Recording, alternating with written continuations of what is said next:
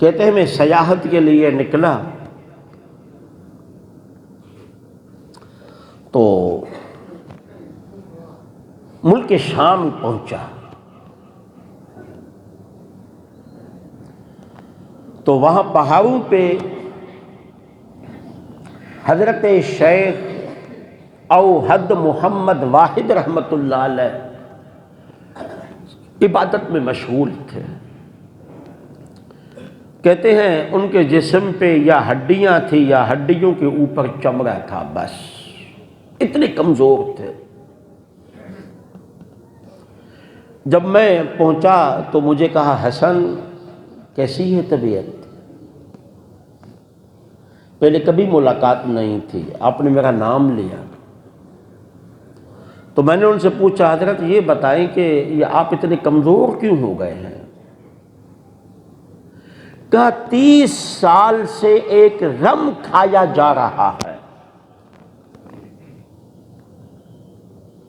کتنے؟ 30 سال سے 30 سال سے ایک غم کھایا جا رہا ہے۔ کہا کیا؟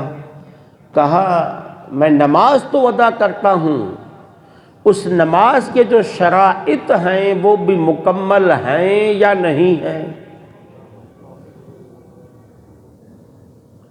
کیونکہ شرائط نماز میں سے ایک شرط بھی فوت ہو جائے تو نماز نہیں ہوتی۔ اب یہ میں تو سوال نہیں کروں گا شرائط کتنے ہیں، شاید آدھے سے زیادہ نمازیوں کو شرائط کا پتہ بولیے، حق یہ ہے، یہ سچ ہے ہماری، یہ ہم اپنی کمزوری اور کوتاہی کا ہمیں اعتراف کر لینا چاہیے یار، کہ ہماری زندگیاں بیت گئی، سب کچھ ہم سیکھ گئے، لیکن نماز ابھی تک روزانہ پڑھنے کے باوجود، 5 وقت پڑھنے کے باوجود بھی ہم نماز کے مسائل نہیں سیکھے۔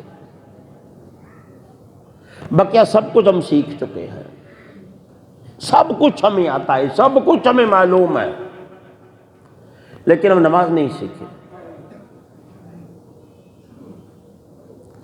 فرماتے ہیں کہ مجھے یہ خوف رہتا ہے کہ شرائط میں سے کوئی شرط رہ تو نہیں جاتا، کیونکہ ایک شرط بھی پورا نہیں ہو پایا تو اللہ تعالیٰ نماز تو میرے منہ میں مار دے گا۔ پڑھتا ہوں، اس غم کی وجہ سے میرا حال یہ ہو گیا ہے کہ جسم ہڈیوں کا پنجرا بن گیا ہے، آپ کو ہڈیاں اور پنجرے نظر آ رہے ہیں، میرے جسم پہ چمڑی نظر آ رہی ہے اور کچھ نظر نہیں آ رہا۔ تو جو 30 سال سے مسلسل اب دنیا سے کٹ کے بیٹھ گیا ہوں تاکہ مکمل شرائط کی پابندی کے ساتھ اپنے رب کی نماز ادا کروں۔